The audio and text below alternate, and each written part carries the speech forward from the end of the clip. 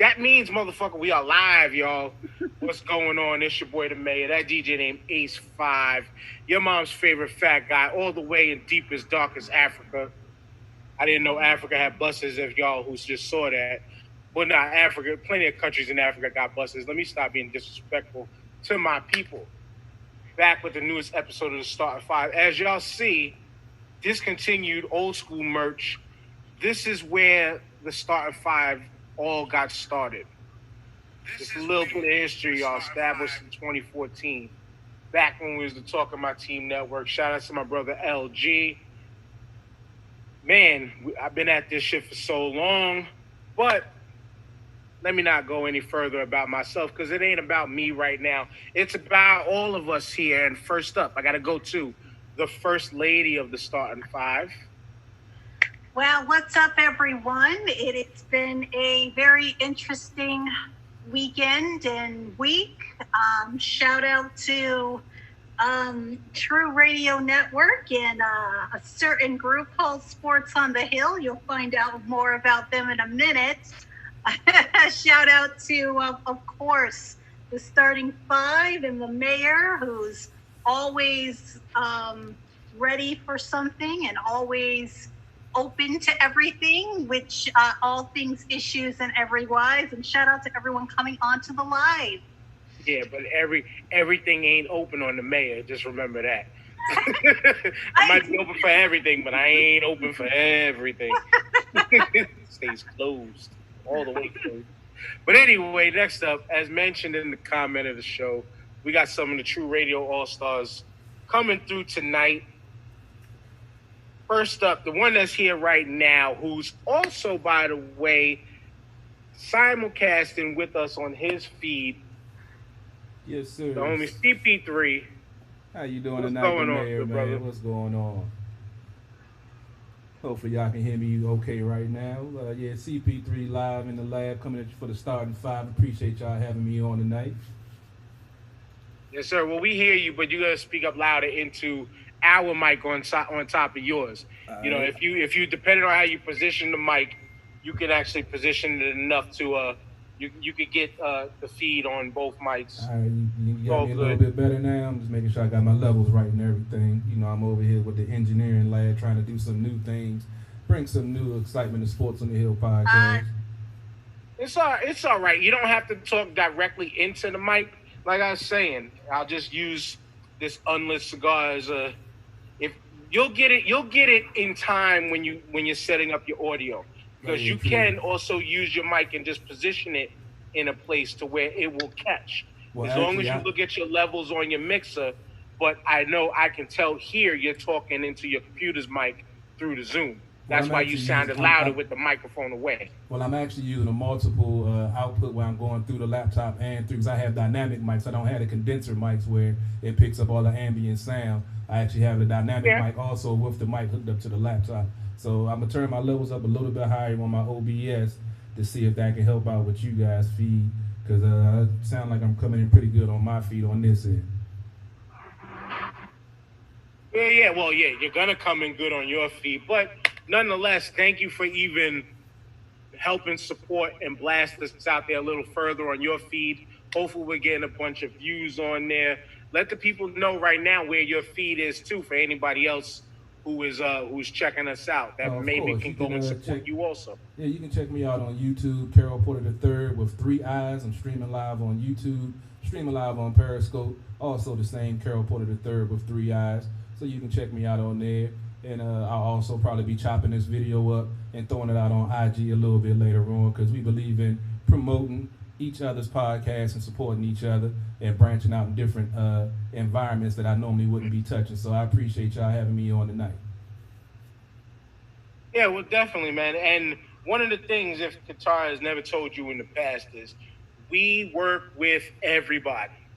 And to be honest with you, I mean, me and Qatar have now known each other for at least 4 years now, roughly. We've kind of already established the starting five True Radio Network working relationship. So whenever y'all want to come through, it's always never a problem. Y'all get bigged up and shouted out by this woman, by myself, just about every episode. So again, man, thank you for coming on. Thank you for being a part of this. And I gotta throw it to the first lady because she's got a little giveaway for y'all tonight. All But right. it might not start. Well, she'll let us know if it's starting tonight or not. But go ahead, Guitar. I'm gonna go I grab me a cold brew actually, real it quick. is. Oh, yeah, it is technically starting for those who are in the live. So whoever's in the live, and I'm going to shout out some names. Sammy, I see Lizzie, I see Troy, I see Troy. See, it's Troy. But anyway, so let's just talk about the giveaway. I'm starting it for the regular starting 5 group tomorrow. But for those who are in the live tonight, what you're going to do, I'm giving away 2 masks, a Hello Kitty mask, and then a bling Black Lives Matter mask, if I can talk. Okay, so what you're going to do is you're going to go to the starting5podcast.com. You're going to go on Katara's Corner. You're going to see that I have some blogs already out. One's on my promo, one's on just tips on working from home. Okay, all you need to do is hit that like button or the love or that heart. Leave me a comment on any of the blogs. If you want to give me some constructive criticisms, great. If you just want to say hi, great. Once you leave me a comment, come message me and say, hey, I left a comment. You'll be entered to get a mask. Okay? Very simple. I'm keeping it simple right now because next time we have a giveaway, it's going to be harder. So, for those of you who are in the lives right now, if you go ahead and do that right now, and then you message me, I'll write your name down. Now, tomorrow, when I post it in the Starting 5 group, I'm going to have a separate post where they have to say, hey, done, once they messaged me. Okay, but that's not to y'all. If you guys message me tonight, I'm writing it down, and then you're already entered. Okay, so that is my giveaway. Any questions, feel free to ask here on the live or message me. And go ahead. I have the questions right away, actually. Okay. How long are you running this for? I'm gonna run it until Friday. Sorry, I'm all over the place. Friday. So Friday at midnight Friday, right before it hits 1 o'clock going into Saturday. That's when I'm going to close it off. Okay. So Saturday at what time are you going to give the winners? I will announce the winners probably Saturday afternoon. I'll just say, and the winner is, or winners, since there's 2 masks, winners. And then all they have to do is message me their address so I can send them the mask. Okay, cool. And Troy just said it's 12:15 a.m. here, and it's too late for me to remember all of that right now. But Okay. as y'all see in the feed of the show, I posted the link to Katara's Corner. So do like she said, man, show some likes and some hearts on her blog posts that are currently up. New one's gonna come up either later tonight or tomorrow. Probably tonight while I edit up this show. She's got a new one in the tank ready to go. So please continue to do that. Support Katara's Corner. I'll show y'all the website right now. Why the fuck not? Here is a look at Katara's Corner. These are the 3 blogs she mentioned. So all you got to do is do what I did. She's not adding me in, but do what I did. Give them a couple hearts. Like them. You could even write comments on them. Okay? Write comments. Let her know how you feel. And she will go through, as she mentioned. She's going to collect all the names, do the drawing for Saturday, and alert y'all once the drawing is complete. But while you're on the website, make sure you hit that merch page. As always, cop yourself a shirt, phone case. As you see, I got the Funky Fresh phone case right there, iPhone 11. Water bottles, tank tops. Thanks to Lisi in the comments. She just copped the tank top a couple months ago. A couple other people copped some T-shirts. We got the old school phone cases. Things like that. Support us there. Podcast link, you'll get our Anchor feed. and listen to all of our old shows in podcast format. Shout outs to Crazy 8 the Great, dope conversation with him. You see the conversation with me that Katara had on Katara's Cafe podcast. It's right there. Also, you can find us on all of these streaming platforms: Spotify, Apple Podcasts, Anchor, Breaker, Google Podcasts, Overcast, Radio Public. That is enough for the damn website. Y'all should know this by now. Y'all should be sharing it with your people right now. Oh, and shout out to Lisa again. She said, I wear my tank top when I watch. That's like a true, like going to a rock concert and wearing the band's t-shirt. That's dope. But anyway, y'all, let's get right into some of these topics. We're waiting for the old man JP's going to be on with us in a little while. He's just handling some things pre-show. But first up, we're going to start with this here. This little piece of controversy just came down as shown here on the Screen Rant website. Big ups to them. 12 hours ago. John Boyega criticizes Star Wars of handling of his character Finn. Now, Katara could elaborate a little more. Just to paraphrase, he basically started to complain more about, in my point of view of it, the representation side of the character, and how like it was just kind of used for just promoting blackness. Like, hey, we finally got a black person in space with us that's not named Lando Calrissian. You know, but that's how I took the story. Katara, you go ahead a little further on this. Yeah, it was like he was. I only saw the first one, or no, I saw the second one, and it wasn't good. I'm not talking about his. Well, I'm not talking about him, but as a lifelong Star Wars fan, I was impressed. And with him, he was in the first one, but but then he lesser part in the next one. And I heard in the third episode, he was not really into it. And he's one of the main characters. How his character was, I didn't like how his character was. It was, if any of you guys realize that, and we actually study this in sociology, a lot of times you see black characters and they're only supporting the white characters, or they're supporting the love supporters. They're not love. It's just them, or they're the comedic one, sidekick. And it just wasn't, for him. I expected more for Star Wars for Finn. Finn could have been much more of a great character, and that's what he's complaining about.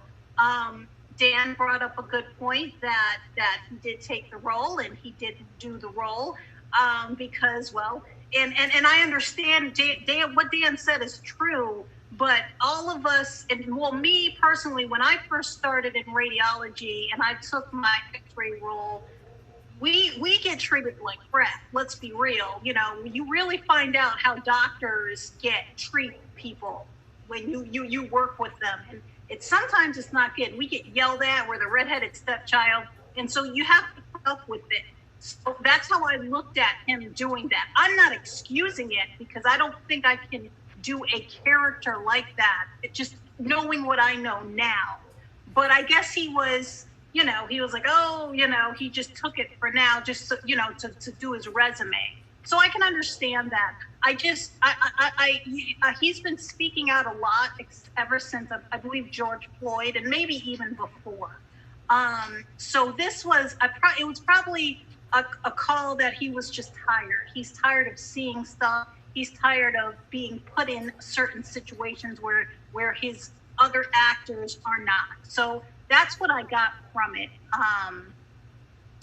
Right, but yeah. See, my thing behind it, because as you was mentioning, I mentioned in the comments of the article when it was shared earlier today, I was mentioning on the behalf of like, well, if you didn't like the representation of the role, you read the script, you didn't have to accept the contract to be a part of it. But yet, he was already a known actor. But let's be real, the Star Wars universe is bigger than every single role that man has been a part of. So if they're throwing the contract at you, they're throwing the role at you, it's almost like it would behoove you to not take that role. But then still, you got lawyers for a reason. You Right. got, so you can get out of these contracts. You're just not going to leave with that money, plain and simple. But Right. point is, you took the role. Now, I dig the point on representation and all of that, because representation definitely does matter. It's one of the bigger things that the millennials have been screaming within the past 10 to 15 years thus far, is about representation, having proper representation. Things like this, Star Wars, we've been looking for niggas in space forever, even though a Tribe Called Quest just said it to us. Ain't no space program for you niggas, so you stuck here. So what is it, John Boy? Like, are you stuck? Like, what, do you want to be a part of the universe? Do you not want to be a part of the universe? But again, I respect his feeling of the role. He played the role. My opinion, he did well. He represented us fellow garbage men great, because he was a garbage man as a stormtrooper. So he represented for us. But as a representation of black folks, I'm not saying, you just take what you get, but also you took the role. You have to read the script in taking the role. You could have turned around and said, nah, this isn't what I represent. Now, times are different. You learn things as you grow. This looks more like a change of heart type of thing. Right. Well, I did it. I look back. If I could chime in, I'm gonna let Carol have it. Yeah, if I could chime in real quick. I mean, I'm a Star Wars guy, so like you said, to have a African American represented in space is major with the movement that's going on. But we talked about the whitewashing of movies going all the way back to Elizabeth Taylor playing Cleopatra, and we can talk about all of that. But to me, I mean, with an actor, when they read the script is set up a certain way, but we know it doesn't matter how the script is written. It's all about how it's edited.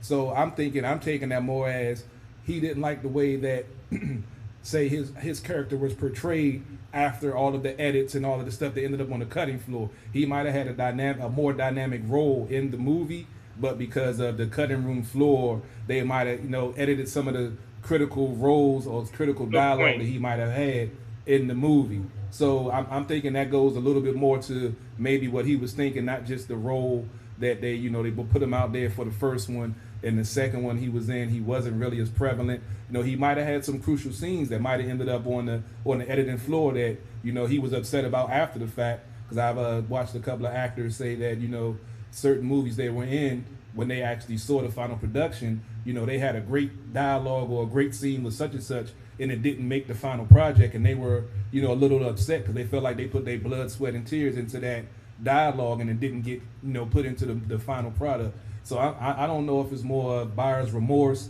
of him thinking that, oh, well, I shouldn't have took this role, boom, boom, boom. I'm thinking it's more of an editing thing that maybe he didn't get portrayed the way that he thought he would when he saw the script originally. Good point. Great points, man, because, yeah, the editing room floor is a motherfucker for some people. And, yeah, a lot of things. But that's one of the things. It's like a lot of things could get chopped out. A lot of things get added in, like thinking amongst comedic movies. When you got two comedians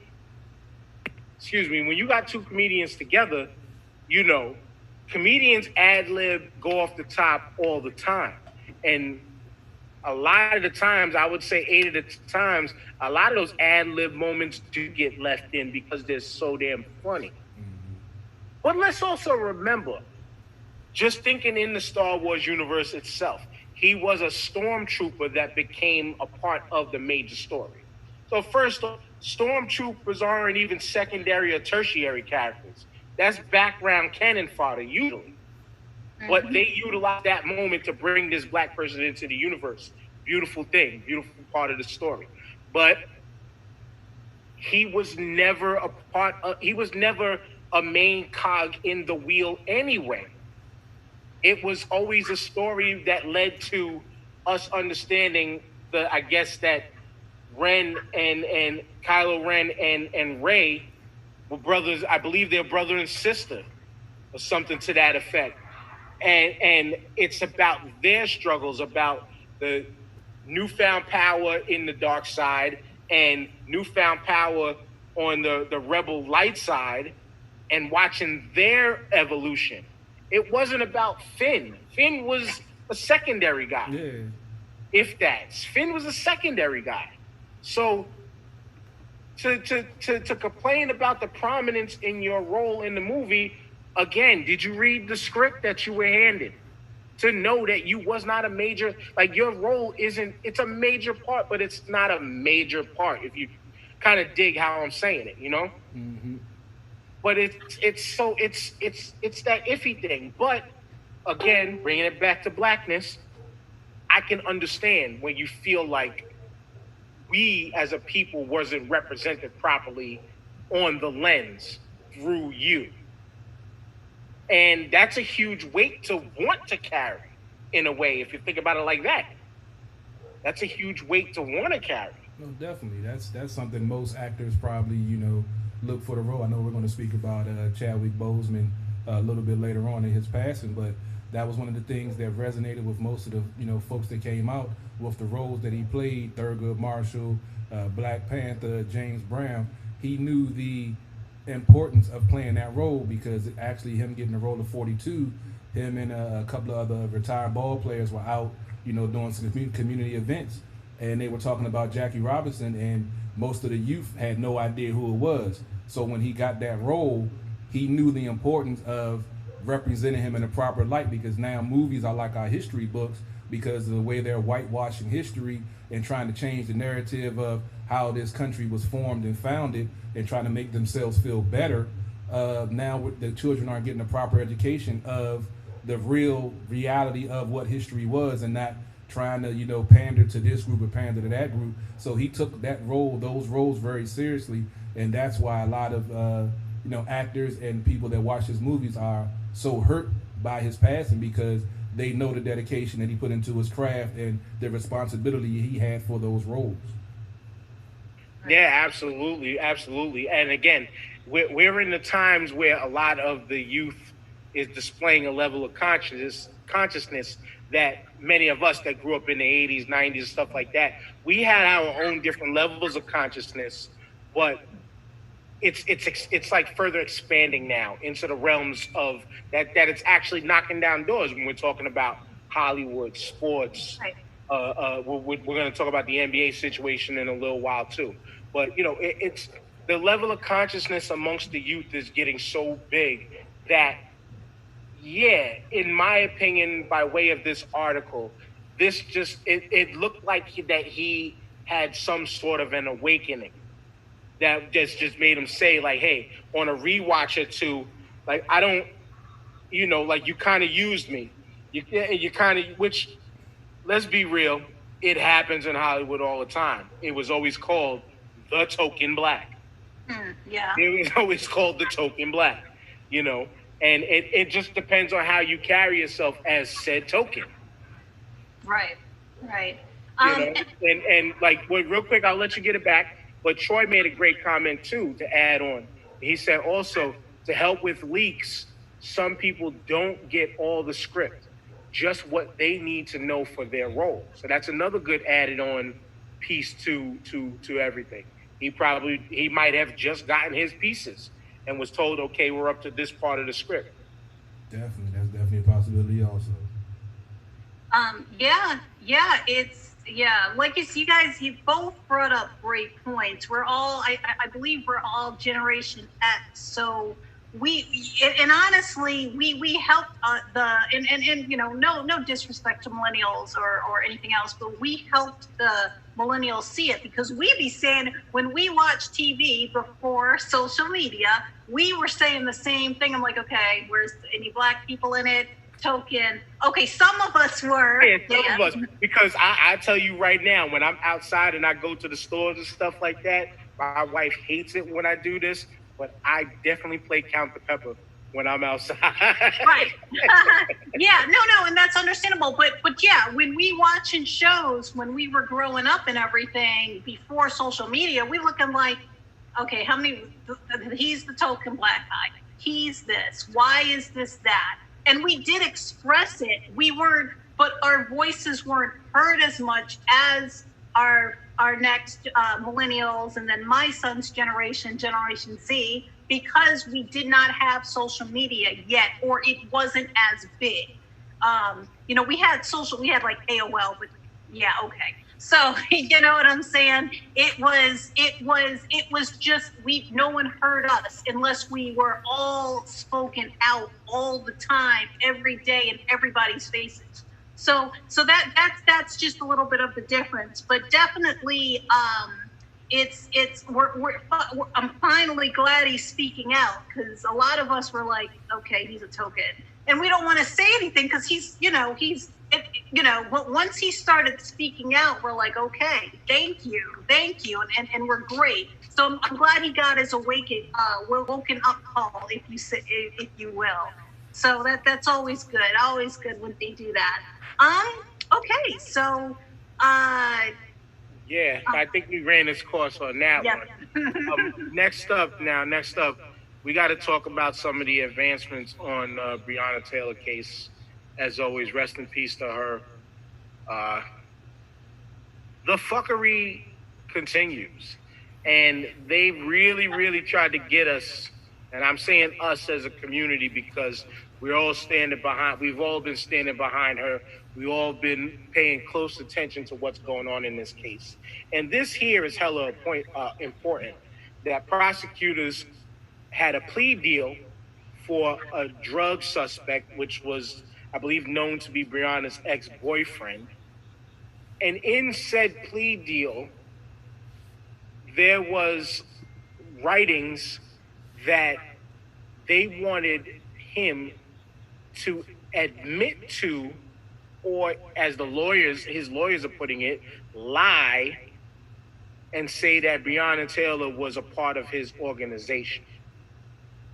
I think we're all thankful for this lawyer to bring this information to light to everybody. And this is it's Carol, this is the Just Us system once again working its freaking magic. Well, it's just so much going on. All you can do is take a deep breath before you start discussing stuff like this. I'm on the political front, and just with this piece of information coming out, along with the information about Jacob Blakely being handcuffed to his bed on supposable rape allegations and all this and that. It's what this country does, and it simply comes down to it. It's all right if it's all white. We are a perceived threat from birth and apparently in our sleep, to the fact where you can have a no-knock warrant for a apparent suspect that's already locked up, and then you know the man is trying to protect his home when he hears someone breaking in, and then you fire 7 shots into a woman that was resting from, doing her job, trying to help in the COVID situation. I'm in a unique position because I've been on both sides of the law. I've been harassed, profiled, taken for a ride, all that good stuff. And my mom was also a civilian and worked for the police department for 15 years. So I actually sat across and ate dinner with some of these folks. So the narrative I try to push is they're not all bad, but the ones that are outweigh the good because of the thin blue line. And this is, I guess, the thing that folks have a hard time wrapping their head around. When you have bad cops and then you have good cops that report those bad cops because of the so-called brotherhood of thin blue line, then you have the problem of this person that's reporting him is going to come out, and then when the call comes out that he needs help, he's not necessarily going to get it because his so-called brothers think he's crossed the line. And then the DA, when they do get a case of police brutality or whatever, they're not really going to push it because they need the police to make their cases. So if the word gets out that they're prosecuting their fellow brothers, then the cops are going to stop helping them out, and then they get voted out or lose their job, and then you get someone else in there that's going to perpetuate the thin blue line and the I had fear for my life or whatever BS rule protocol they already have set up to, get out of doing some of the wrongdoing that they're doing. I mean, these ploys and these tricks we've seen through the history of our culture. And you just look at the different reports of, the guy in Kenosha that killed two protesters. They're lauding him as he was cleaning graffiti and he was protecting property and all this and that. But then you have a 17-year-old Trayvon Martin who was walking with a bag of Skittles and he's a thug and they found marijuana in his system after the fact. It's just what this country does. So this stuff really isn't a shock to me. The shock is that some people are shocked to the extent that they will go to try to spread their narrative and put that fear factor or that reasonable doubt factor out there, because it's no longer about being right. It's about winning. And depends on what your definition of winning is. That's what we have now in the police department and the prosecutor's offices. A lot of folks are just trying to keep their job by getting their numbers up. And unfortunately, because of the systematic racism and profiling, it's mostly minorities get caught up in these situations. But that's why you have all of these DNA sites and all of these second chance programs where they're discounting this DNA or false testimony or police corruption to break this cycle. But only way we can end this is not by defunding the police, but weeding out the ones that are causing the problems. And I know I'm a little long-winded here. I'm ready to wrap it up. I don't want to take up the whole show. All good. It's all good. If you recall, in the early 2000s, there was a police shortage, and they lowered the restrictions and raised the pay. And if you also recall, that's when the KKK were putting out flyers to their brothers to tell them, hey, go join the police force. You can kill niggers as a police officer. And I think that now, 2020, 20 years later, I'm just saying all these cases that we have, I'm feeling that this is the repercussions of that stuff that actually came out and has been printed in print. And it's a fact that it's happened, but you still have a certain part of this population that doesn't believe in police brutality or doesn't believe that that's possible. And that's what keeps the narrative going. And not even talking about Ass Hat in Chief and some of the statements that he makes, and just helps perpetuate the whole racial divide in this country. And it's just sickening and sad. And hopefully one day, I don't know when, we can start judging each other on our character and the content instead of our color. Yeah, well, I a couple points off of what you was mentioning. That part right there, we could do that on a daily basis, because I like to go by the each one, teach one type of method, where you have these, don't be afraid to have these conversations with the person that's next to you. As long as y'all can walk away from it, and hey, you might not have a full understanding, but guess what? You at least educated each other on each other's side. However you take from that is up to you. Your winning comment, yeah, when it comes to these DAs and prosecutors and all that stuff, all they're thinking is winning so they could get elected for another term to keep their cushy job, to keep the power that they possess. Yeah. And fellow True Radio Network friend Dan, who came on with us a couple times, he was on with us last week, he made the reminder that you just mentioned, where the FBI had put out a release mentioning that these police departments, there's becoming an influx of KKK members. So yeah, now I'm in New York City. How many of them are coming through New York? I don't know. But our hiring process is different. You have to take a test and have college credits. Now, college credits, I think they should specify you should take psych courses and other things like that. They don't. You just need 30 to 60 college credits just to say that you took a little bit of higher education. That doesn't always help in all situations. But in these other places, in these other states and stuff like that, it's as simple as filling out an application and getting a call back. And then you have a 20, 30 plus year career after that. And you go into a lot of these small towns where you got populations of 5,000 to 15 to 20,000, where KKK residents might have resided. They don't show none of their tattoos, none of their insignias saying that they're part of it. Go apply. Oh shit, the captain just happened to be a friend of mine. He wasn't in the Klan, but I know him. He knows me. He could get me in. Hey, I got a reference over here. My brother Bubba's over here coming through. He wants to get a job too.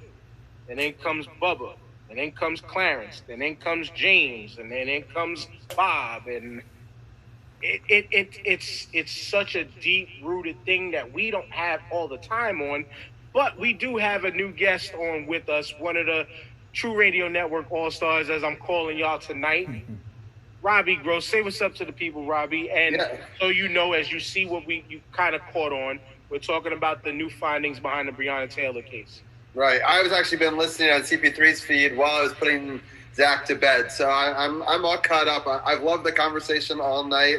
I could have talked about Star Wars. I could have talked about all that stuff. I'm mad I wasn't on earlier, but it's good to see that people are stepping out and standing up for what they believe in. Right. I mean, it's important that we, from all groups and backgrounds, do that. You know, it's not just the people of that minority race that have to stand up and not be okay with this anymore. And so I think it's important, and hopefully we see some more of that. You know, I haven't seen enough of that even today. You know, you still see, I was watching another show and they're talking about music artists and how few white music artists are doing anything to try to raise up, you know, the movement. And, you know, they're just, everybody's kind of sitting back and seeing how this election goes, right? And seeing, you know, taking cues from that. And no one wants to make a big play before November, it seems. And, you know, the fact that the president discredits this movement to the state that he does, and his followers discredit it because of it, it's infuriating. And I'm in constant internet battles to try to, you know, fight for what's right. But it's hard with family, you know, like, and it's just, you know, people just don't see it that way. And they vote on a single issue. And, you know, some people will vote for just abortion, you know, some Christian, you know, very religious people.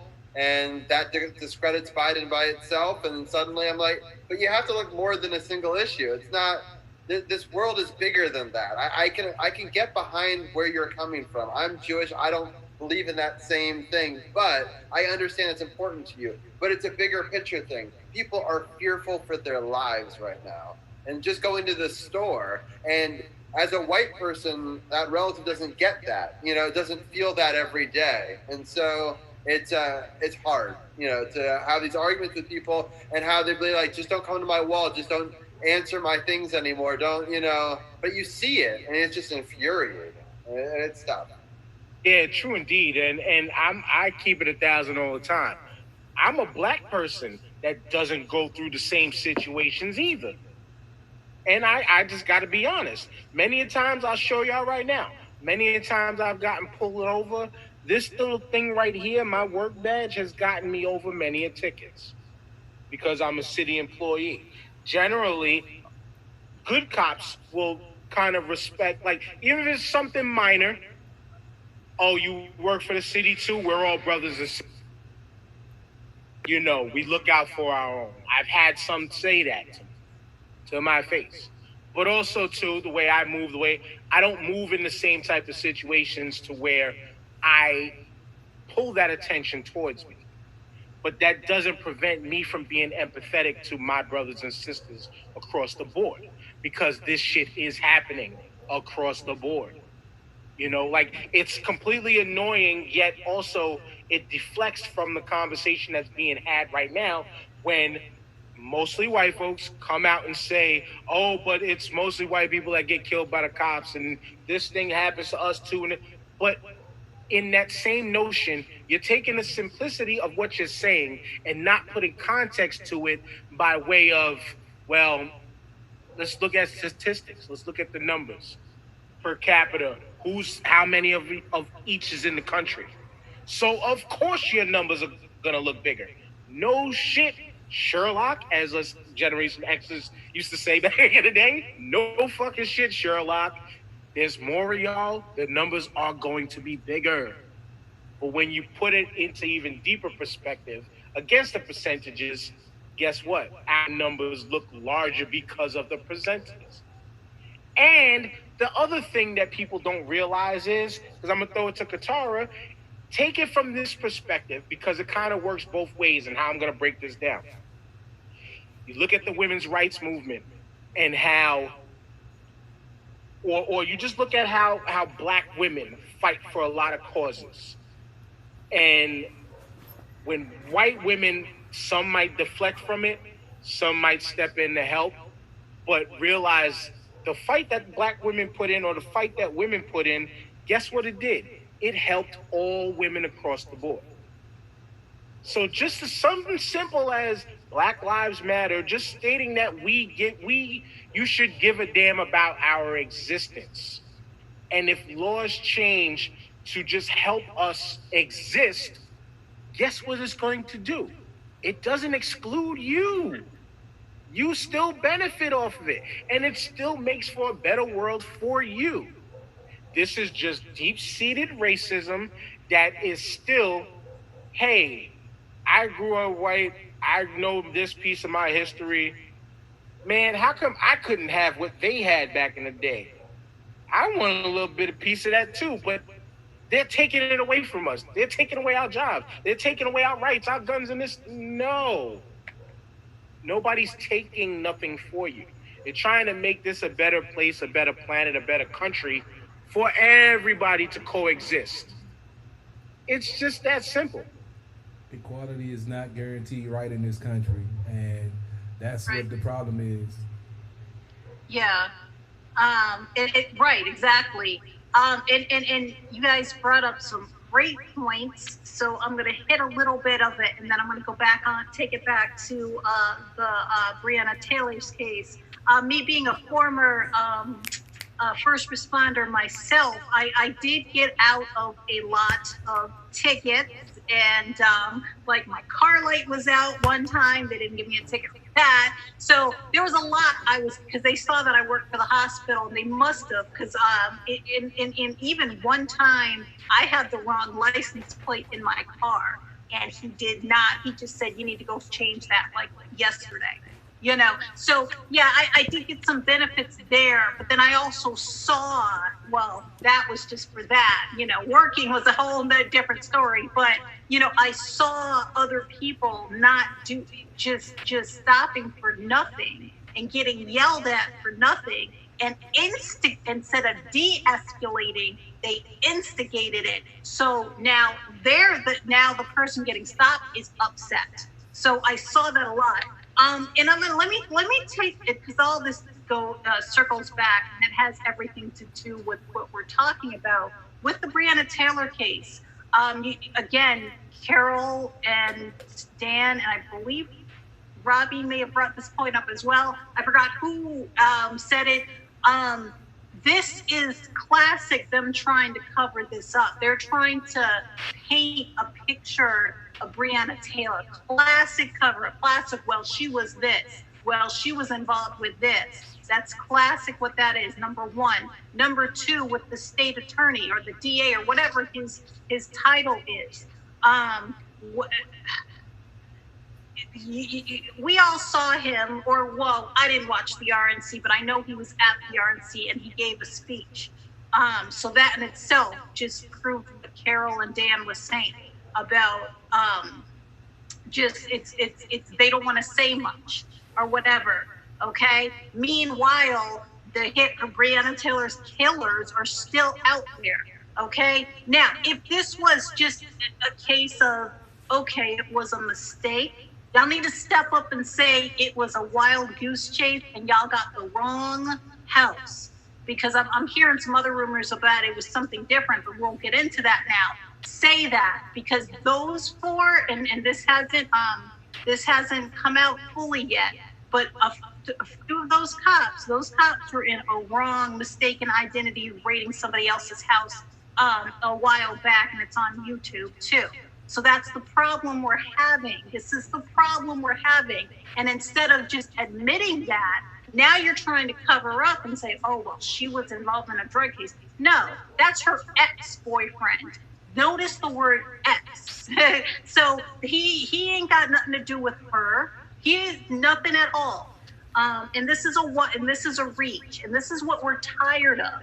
And we're tired of that. We're tired of the DA not covering it's covering this up because he wants to save his own butt and he wants his cushy job. You need to step up and do the right thing, period.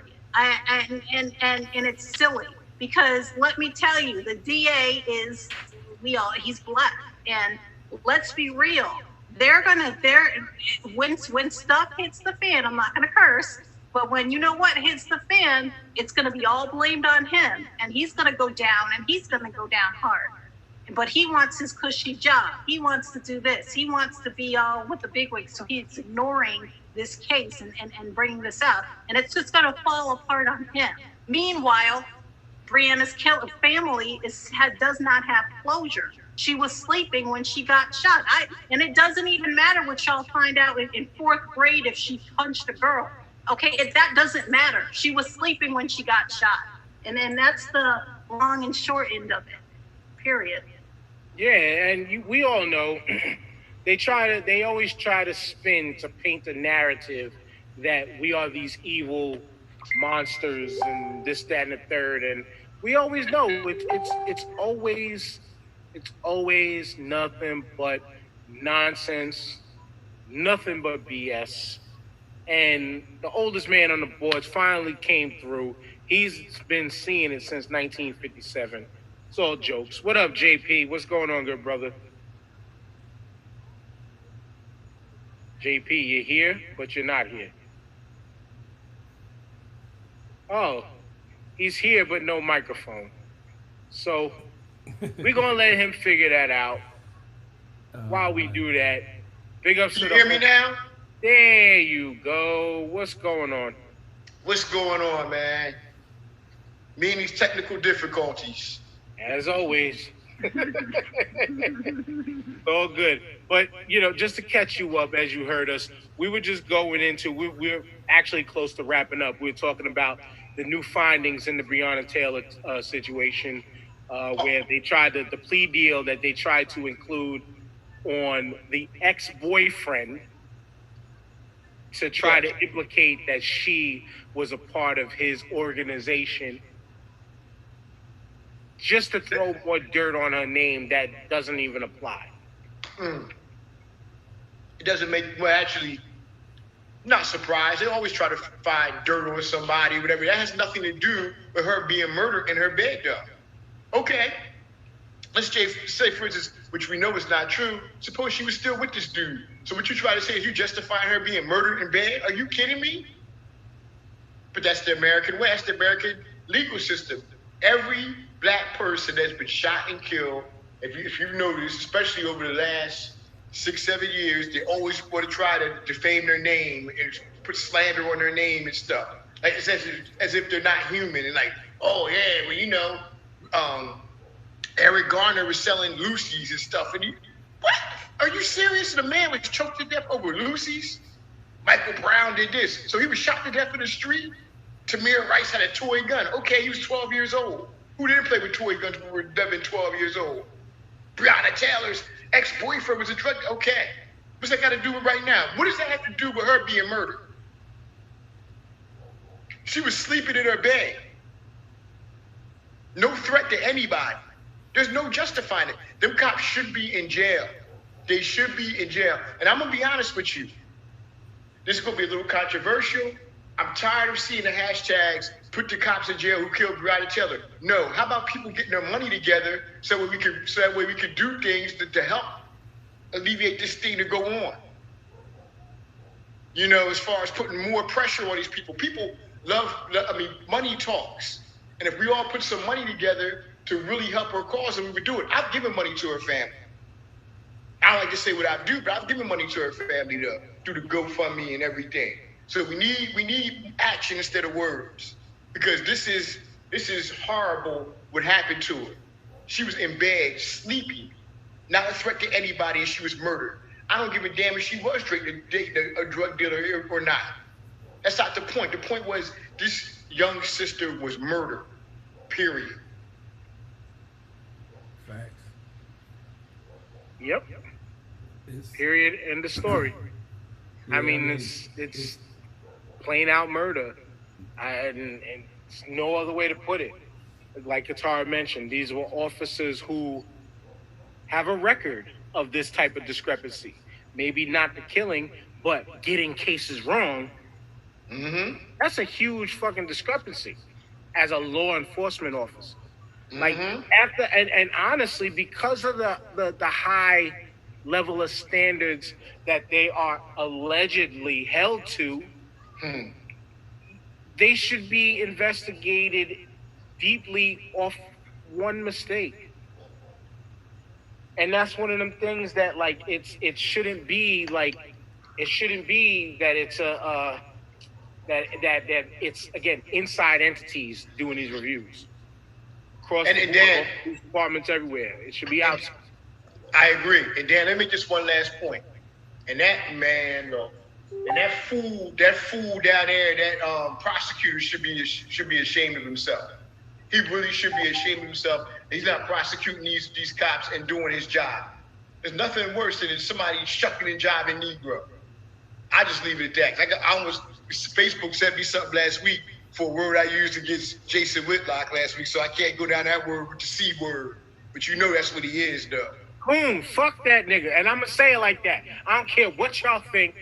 Fuck that nigga Jason Shitlock. All right, don't get his banned from Facebook. They sent me something. Shut up. I told y'all. I'm sorry to say shut up like that. But Watch I told y'all for years now. Somebody call that fat fuck and set up the fight. I'm tired of brothers like that. That like and it's just because it's so blatant with him.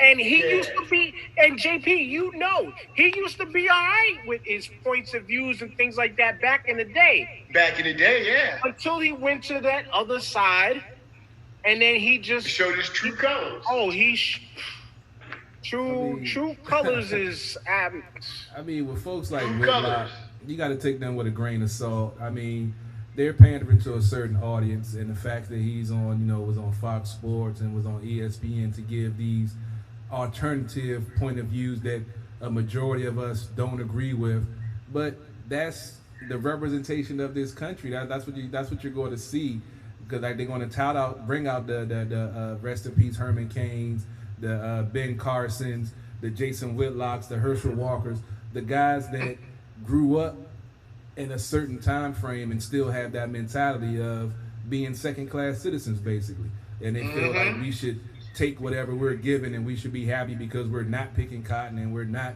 being beat with whips.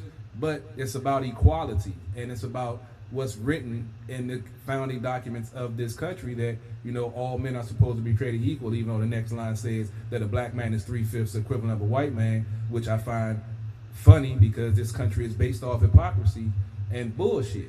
So I mean, we see it in the founding documents of this country. We see it with the so-called Christopher Columbus discovering a land where people already lived at. You murdered them, put them on reservations to take over the land. But then when you have the Spanish community who's taken over the country by population and not by force, you have a problem with it. But this is how you got the country in the first place. So how can you be upset because another people have taken over the country, not by the way that you did it, raping, pillaging, murdering, and doing all types of foul acts, but by actually just being in a population and being part of the community and building this country up.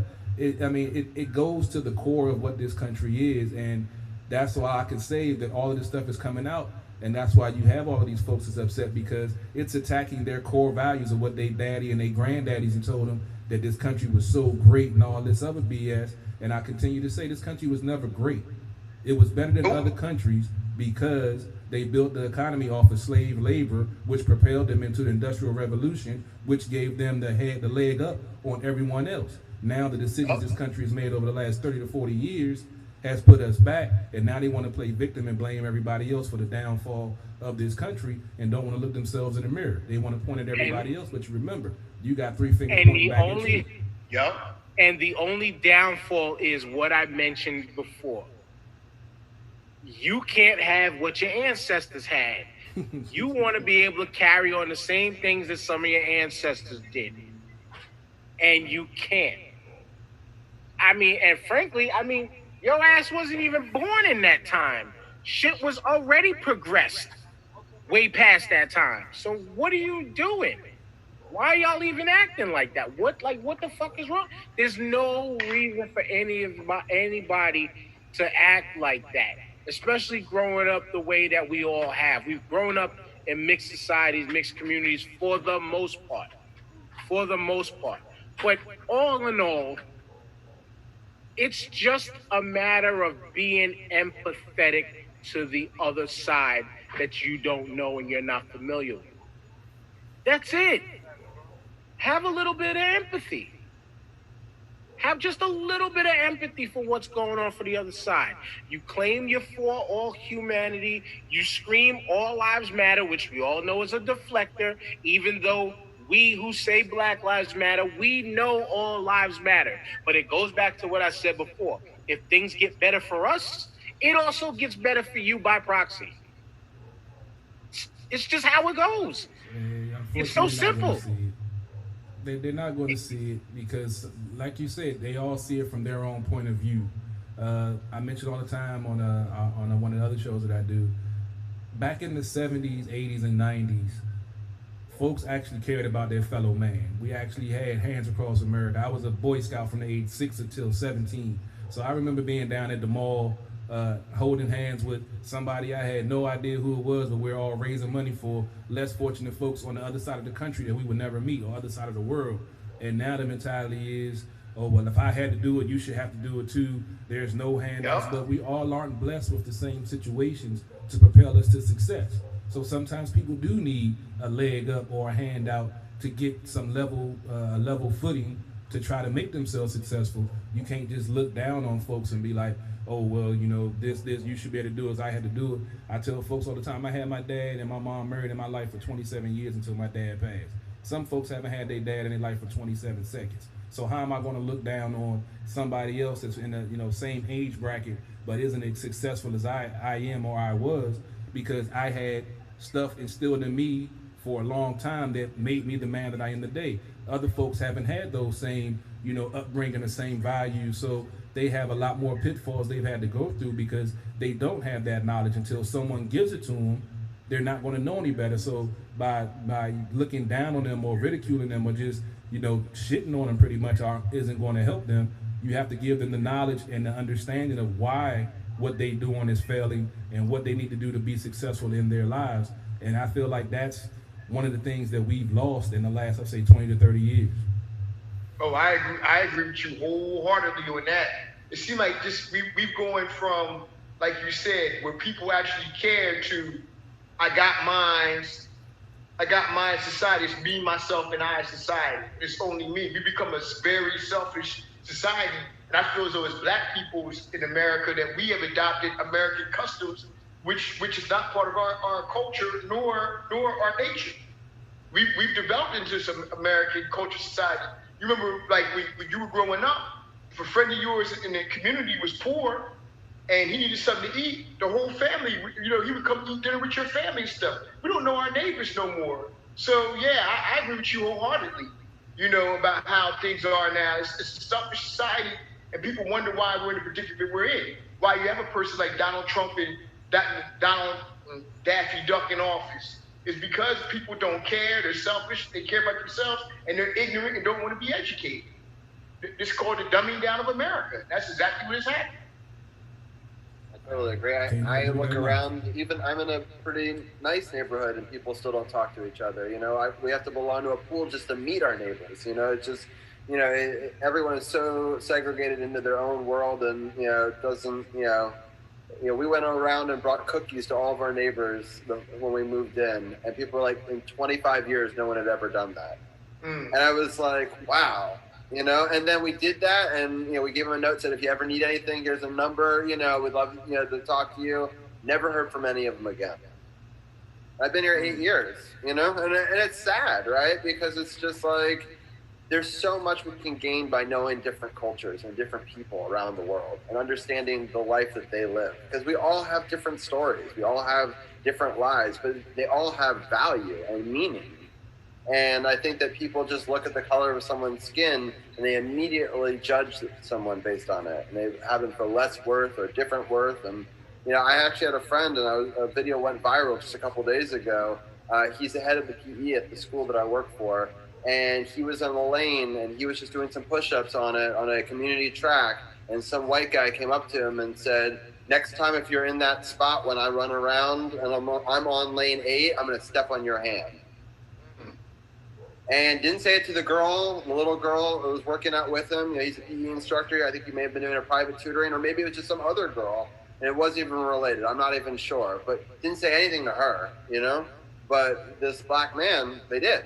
And He came back around, videotaped. This other woman was videotaping the interaction.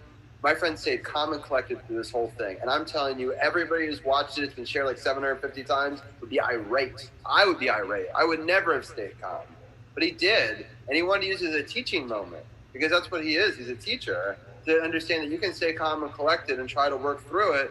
And they just kind of hang themselves in their own ignorance. The guy's screaming, I went to the school in 84. I have the right. It's my lane, blah, blah, blah. And I'm like, sir, it's a Sunday. Everyone's just running around. There's 8 lanes. You could just run around him. You know, if he's doing some push-ups in the track, it's not the end of the world. Like, show compassion for your fellow man. You know, and it's not that hard to do. And it's on a beautiful Sunday, you would hope that you could do it, you know? I had to show that because Carol mentioned being a scout. Right behind me is my best friend growing up, my brother, Danny O'Sullivan. Oh, and man. This is what it was about back then in our times. It was, the old adage of we didn't see color. Now, we saw color, but we didn't see it for, ooh, you're this kind of person, you're that kind of, no. His mother is my mother. My mother and father is his mother and father. My family is absolutely mixed. Like, my whole family across the board is mixed. You know, like, this is, I'll I guess further, not even embarrassed, but just to go back further to take a look on, this is how we was looking growing up. No, I wasn't a Carolina Panthers fan. Remember that? This was when they came out. This was back when they came out, and the jacket and the hat and the logo was fire. So I had to cop it. And at that time, that blue was my favorite color.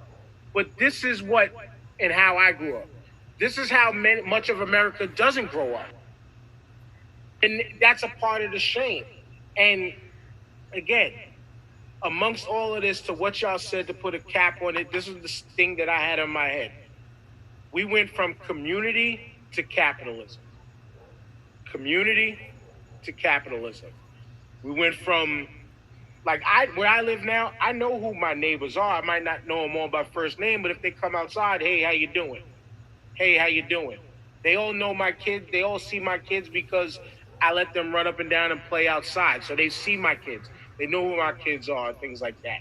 You know, the days of being able to put your hands on somebody else's kid, those days are long gone because you're not touching my children. I'm beating your ass. That's it. Their grandparents who live next door can do that, but not the neighbor that doesn't truly know them. You know, and then bringing it into my own family. My family is mixed. My wife is Puerto Rican. My kids are Black and Puerto Rican. Like, this is what America is going to become, whether y'all like it or not. It's the stats are there, the statistics are there. We're only maybe 10 to 20 years away from where, like it or love it, y'all gonna be the majority. I mean, the minority.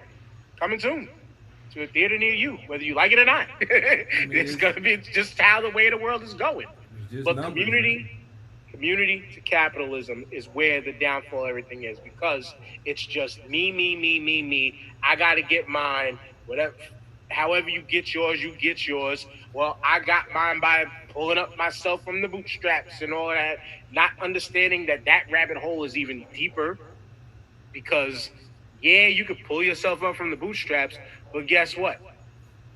People still might not be looking at you and seeing what you're doing. I could take this right here, for instance.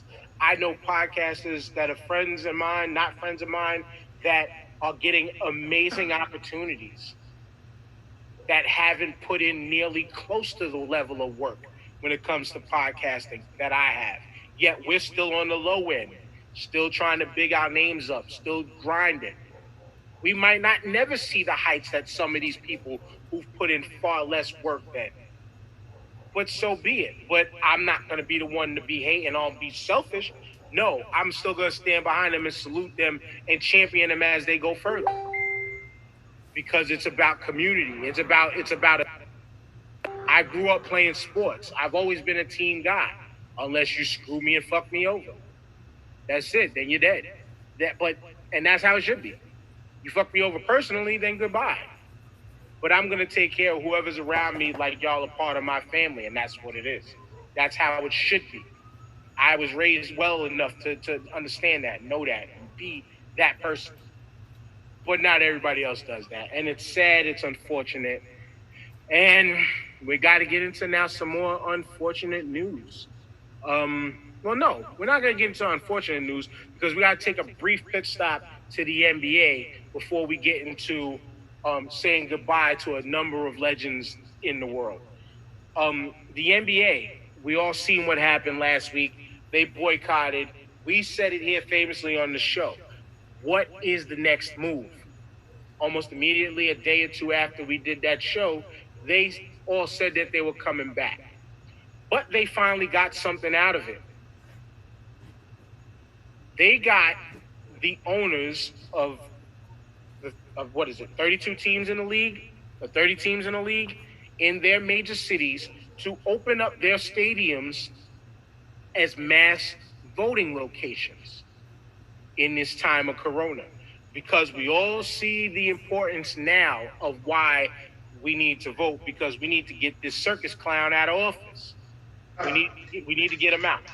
But we all know they're as always, gerrymandering, redline, and things like that. They're going to try their hardest to make voting difficult. As soon as they said that, like out here in New York, as soon as they said the Barclays is going to be open as a mass voting site, then they started to talk about, the schools might not be a safe place for them because we got to worry about the kids that are going to be going to school there the next day. But then they're telling us, well, the schools, there's about 70% of the schools ready to go for kids to come back in class that can maintain the cleanliness and healthiness aspect of it. So, like, are we going to have a big problem with the voting situation? And when you think about it, these arenas, they're large enough to make the social distancing happen. You can make people trail throughout the whole entire building. And guess what? The place that we're in right now, as bad as everybody wants to get Donald Trump out of office, people will go to the nosebleed section to stand and wait to get their vote in. So we got the what if and what's next, JP, behind their protest. Mm-hmm. I salute these cats for doing what they did. Oh yeah, definitely. They made a statement, and I thought they did a good job as far as what they do. And you got people out here saying, "Oh, they sold out. They did this." First off, if people would read the CBA, they would understand why they went back the way they did, because they would have been in violation of their contract. And not only would they be losing money this year, but losing money last year. That's why I posed a question to a couple people. Okay, so you worried about them? Do you say the same thing on your job? Oh, nah, I don't do that. Somebody said, "Oh, I'm not a social activist at my job." Then what the hell do you want them to do something for then? If you're not doing that, you need to shut the hell up. Excuse me, period. Those guys actually, if it was one game, yeah, but they sacrificed a playoff game for what they stood up for, what they believe in. So you got to give them their credit. You got to give these guys a credit. Let's get one thing straight, though. They didn't sacrifice the game. They just caused the league to postpone it. Right, but it's still, look, TV stations still lost money that day because they were supposed to have such a playoff game. And because they sat up there and said, "We're not playing today," of course TV lost a little bit of money off that. That's what I'm saying. So these guys stood up for something they believe in. It's like I said, I don't think you've seen activism like this from athletes since Tommy Smith and John Carlos. Since when they had the famous picture of when Kareem, Jim Brown, Ali, and others were having a meeting about what black athletes should do. And like I said, they had the '68 boycott Olympics, which Kareem didn't go to, and several other prominent athletes and stuff. So you haven't seen activism like this since then. Oscar Robertson with the players union and stuff, and everything like this here. So you haven't seen activism like this since the '60s and '70s, really, until now, from what these players are doing. I say salute them. Yeah, I'll speak on it real quickly just because I think it was really amazing the domino effect that it had on the other leagues, right? It made all the other leagues step up and make moves pretty quickly. I was pretty disappointed with the speed in which NHL did it because they had a moment where they could have delayed it and they didn't, and then they kind of wanted to wait. I'm happy that they eventually got to the right decision. I think it's important that we salute them for getting there, even if it's a day or two late. But I would have liked them to have just right away they try to do like a 15-minute or like a 30-second thing, a video before a game, and try to do a couple of little things, but it wasn't enough, right? And I'm happy some of the players really stood up that are in this new coalition of minority players, and they all spoke up and said, "Look, this needs to happen." And the NHL quickly made it happen after they did that. So the NHL did more than the NFL. The NFL players did.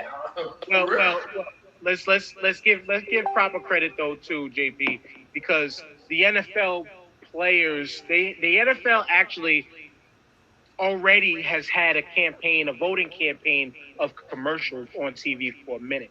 There's not much that they could do right now. Now, the Detroit Lions was the first team to do it. A couple other teams did it, where they're only in a position right now to where they was just able to walk out of practice for the day. But a lot of those teams who walked out of practices, they also held discussions and meetings against the fellow players to build common ground, to build understanding for those that, the football team to me is the best aspect of a collection of America, a collection of different cultures in one place, in one organization, because you're going to get I was raised a hardcore militant black person, with I was raised a hardcore Christian, with I grew up on the streets dirt poor with nothing, to I grew up as the affluent quarterback of my high school kid. My parents had everything kid who didn't see the same things, might have played football with one or two black kids growing up. Like, you get that whole collective, and I think that those types of discussions that we mentioned before, those are important to have, to try There's to help. a difference between discussion and action, though. That's my whole point with the whole thing. Because when Kaepernick sat there and took a knee, he had support from none of them. None of them. It was a select few. There was a select few. Very few. You can count them on one hand, two hands. Probably, how many of them did it? No, and there's no discounting that, because we've probably had 20, 30 different episodes on Kaepernick and trailing and watching that whole situation. So we know that thoroughly. But times are different now. We already seen the league come out and apologize, even though that ain't going to do for nothing now, but they at least admitted their wrongdoings when it comes to that. It's not doing it does nothing. I wasn't trying to tailspin into that. So just but we got to keep it real. The reason why, the reason why the NFL sat up there and apologized stuff because of what's going on in the country. So they didn't want to be the bad guy. They didn't want to be quote unquote the boogeyman. So right. They really and they still haven't give Cap. They still haven't give Cap a job in the NFL, which I don't think he will ever get again. Period. So they just did that because it's the trendy thing to do. That's the only reason why the league owners did that. Right. All of them basically gave $1 million to Donald Trump. Do you think they're really interested in doing social justice? Jerry Jones came out and already said if any of his players stand for the anthem, they're going to be disciplined. So the league, if that policy they have, man, they might as well have said shit. I respect them more. At least Jerry Jones has the balls to sit up there and say, "Oh, well, I'm gonna punish my players." The rest of them feel the same damn way. Well, I can dig that. I wasn't trying to go down that hole. Well, I wasn't trying to go down that hole, and I'm not going down that hole. The only point I wanted to get to was Robbie's point of the NHL. I only look at the NHL like this. At least they did something, or at least they tried something. We know that to be the biggest white sport in this country. I was going to chime in on. I didn't mean to cut you. I was going to chime in on that. The game that did get played, they actually came out after the game and said that with the urgency that Milwaukee shut their game down, they didn't have enough time to formally announced to shut the game down. So they would have done it, but they only had like 15 minutes from when they heard the Bucks shut it down before they could. So that's why they played that game, and then they took the next 2 games off. And then I have to chime in on the Colin, some of the comments about Colin and the league not giving him a fair shake or whatever. I don't know if a lot of folks didn't read it or see it. Colin Kaepernick won an $80 million collusion lawsuit from the NFL. So he got his money. He doesn't want to go play back in the NFL. The only people that want him to play in the NFL are the fans. He's done with the NFL. He's out doing his thing in the community. So I just wish folks would stop using that bell cow, or they did him wrong, he should be playing as other quarterbacks that suck. Know the whole story. That man got $80 million. Non-disclosure, it didn't come out in the mainstream media. He did what he did for social injustice. He took it on the chin. He sacrificed his career for the lesser man. And he deserves commendation for that. A lot of folks don't know that man has been doing community service since he was back in college. He was doing community service in Wisconsin and in Las Vegas, where he went to school at. He doesn't do it for the gram. He doesn't do it for social media. He does it for social justice. So everybody with this, the NFL did him dirty. He needs to be in the league. Read a newspaper. Please go research before you come out with these outlandish, this, that, and this and that. The league is what it is. It's a bunch of rich white men. But he did come out last year though and had a tryout with several NFL teams though. He did that to show that he wasn't the angry black man that was going to stand pride and not do. He had to play, just like we have the game that has to be played that the white folks play.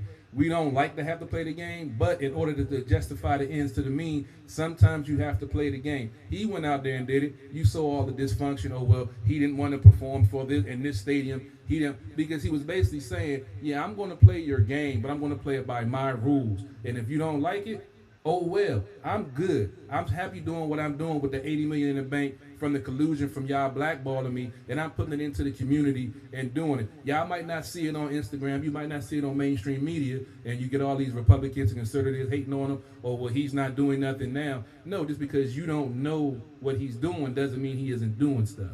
So the NFL is a bunch of rich white folks that are used to having people subservient to them, that they don't know how to relate to the common man or to a colored man. I mean, I bring up the analogy of the Washington football team. A lot of folks, hate Dan Snyder and this and that, and they love Jack Kent Cooke, but what a lot of folks don't know is Jack Kent Cooke was a racist son of a bitch. And if you don't realize, once Joe Gibbs and Bobby Beathard left, who was the buffer between Jack Kent Cooke and the players, that's why you saw most of the black players leaving the Washington team, because Jack Kent Cooke was a blatant racist.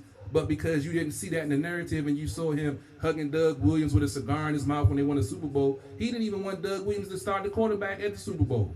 So it's all about what you know in the narrative that's being spun. So instead of just run what you see on some pro-black or pro-white site, find out the real ins and outs of it before folks start making dictations on what's really going on. And that's what we have now in this culture. And on that great point that you made there, JP should remember that's how we covered the entire situation from when it started all the way up to the lawsuit and the collusion case. We covered every single piece of Colin Kaepernick's situation because it was that important to invest in. The only thing because again, I wasn't trying to go down a rabbit hole of Kaepernick. We were saluting the NBA for getting the voting places, right? But I just need people in the whole Kaepernick situation to do is stop saying the NFL isn't giving him a job. Is he looking for an office position in the NFL? Because then you can say the NFL isn't giving him a job. The NFL is the bubble that contains 32 independent sources. You don't look at it that way. 32 teams have an opportunity to pick up that phone and give them that phone call. So it's the team owners that we need to look at, not the league in whole. And then again, I'm just going to wrap that with this. We'll wrap this whole thing because now we're going to get into the media part of the show. Is if it was still about him playing football, he could have proven himself via the 8 games the AAF played, the half a season the XFL played. He could have went to Canada. He could have went overseas. I know people who play professional football in Finland, in Poland. He could have went to the Arena League. There are places that he could have showcased his talent to get a job back in on an NFL team if he wanted to play football. But he is doing the work that we love and appreciate as a people, and that is standing up for our people by any means necessary, getting the jobs done. And as Carol said, he ain't doing it for the gram, and that's a beautiful thing because we know the man is putting in the work. We've seen it.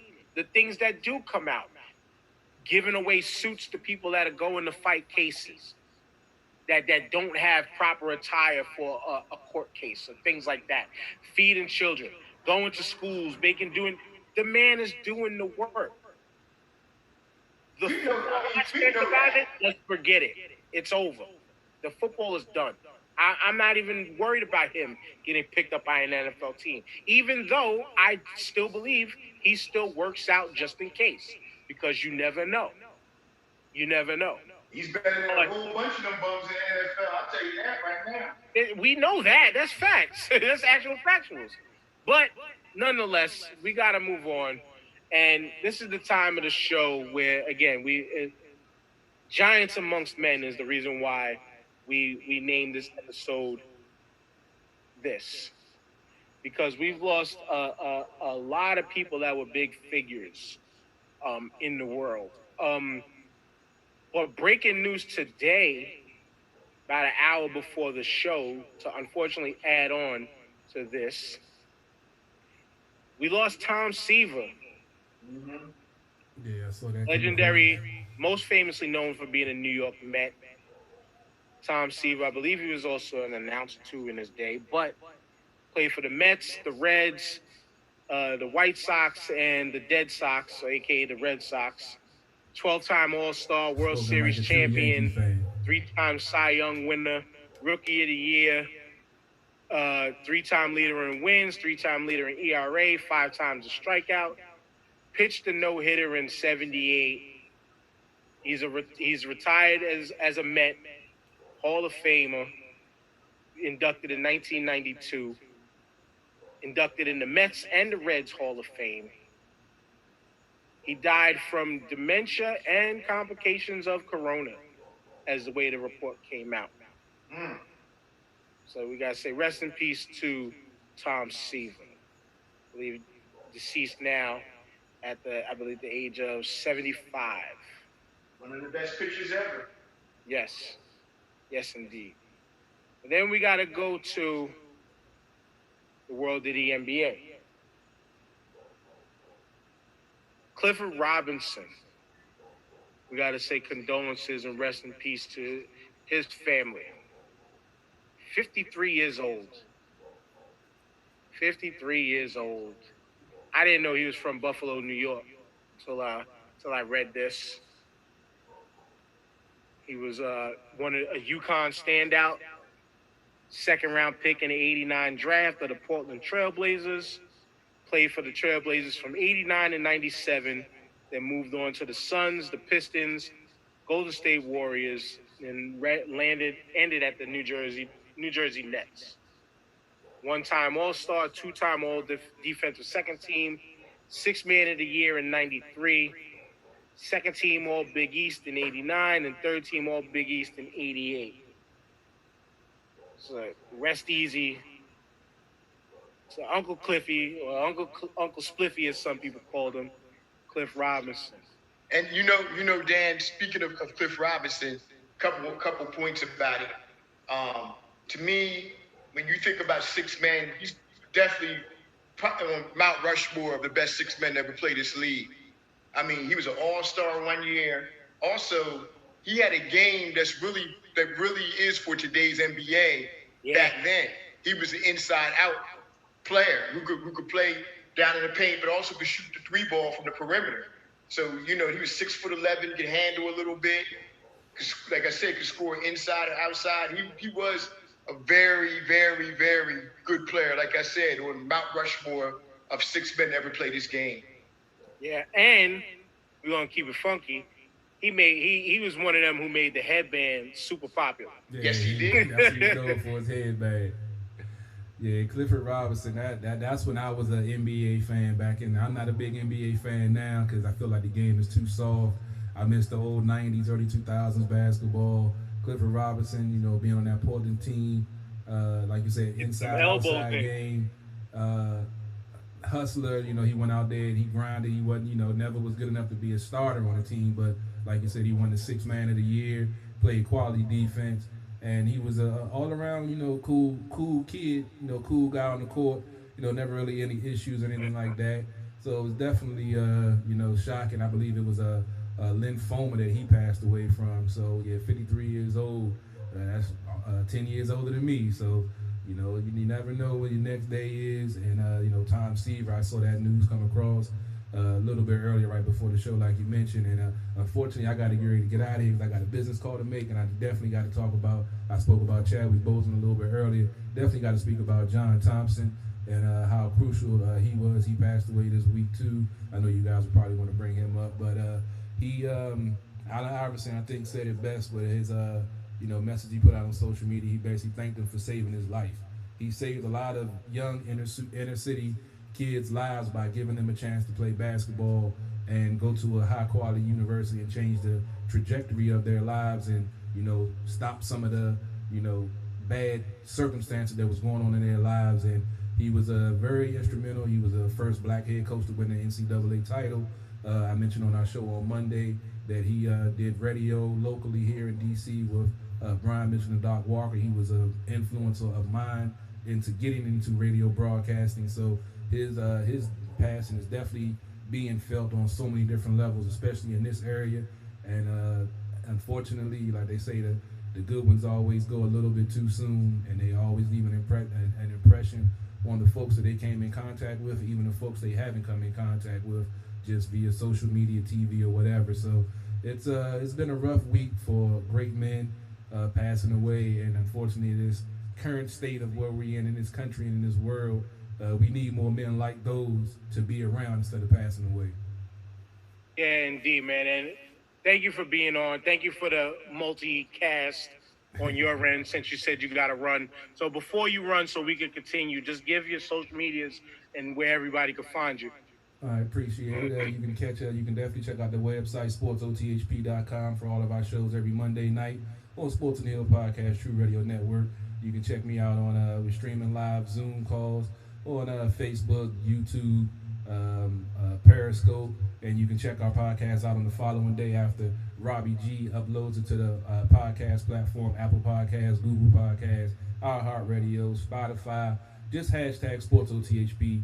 And you'll see us come up somewhere. Hashtag CP3. I appreciate y'all having me on tonight. Qatar, thanks a lot. The mayor, Robbie, I'll holler at you later on. And John, the man in the back with the microphone. I hope y'all have a great rest of the show. And y'all take it easy. Can't wait to come back. And the invitation is open for y'all to come on Sports on the Hill also if you want to chop it up about some sports. Oh, no doubt. We got to talk about some DC sports. I'm very familiar with DC sports, from the high school scene to the college basketball scene and everything. So, yeah, we'll chop it up off air. All right, no doubt. I'll make sure Robbie's still on the line, so I know he can get your info. We're going to just talk about the intricacies of mumbo sauce. Hey, don't be hating on the mumbo sauce, bro. Don't be hating on the mumbo sauce. I never had it, so I can't hate on it. It just sounds so good. All right, Carol, peace. All right,